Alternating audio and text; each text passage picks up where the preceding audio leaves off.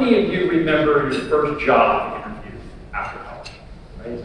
I think those memories kind of stay with us for our entire lives. Well, for me, my first job interview was in Wilmington, North Carolina for a newspaper, so my background is in journalism. And my first job after college was going to be hopefully at a newspaper. And so I arrived in Wilmington, North Carolina on a Friday afternoon for this job interview. And after having lunch with the editor, we were headed back to the newsroom where I thought the interview would continue. But instead, on the way back to the newsroom, he stopped on the side of the road. And he said, it's about 1 o'clock in the afternoon. You have until 5 o'clock to get back to the newsroom with the story. Now, this is 1995. So some of you in the room remember what the mid-90s were like. There was no such thing as Uber. We didn't carry these devices around in our pockets that had maps that told us where to go.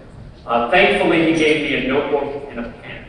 But here I was in a town I had never been in before, on a Friday afternoon in the middle of summer, and I had about 4 hours to find a story, find my way back to the newsroom, and file it. A couple of hours later, I did that. I got back to the newsroom, I found a story, I filed it, and a couple of minutes before 5 o'clock, I walked into the editor's office, and I said, I completed the assignment.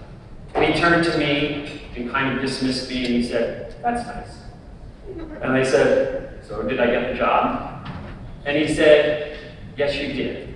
But the assignment wasn't about finishing that story. It was about the reaction when I dropped you off. Because this was his way of interviewing every candidate that came through that newsroom. And he told me later that sometimes he would drop people off and he would never see them again. Sometimes he would drop them off and they would ask him a million questions. They would panic. And they'd be like, well, what do you mean I have to go find a story? What kind of story am I going to find? They would ask him a dozen questions. And the point of this exercise, as he told me, was that this was going to be my job every day. I would walk into that newsroom not knowing what to do. I would have to go out and find a story every day, and I would have to file it by a deadline.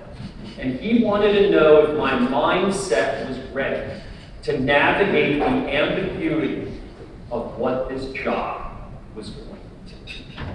And in many ways, I think that's the assignment of all of us in this room, and of all the institutions across this country.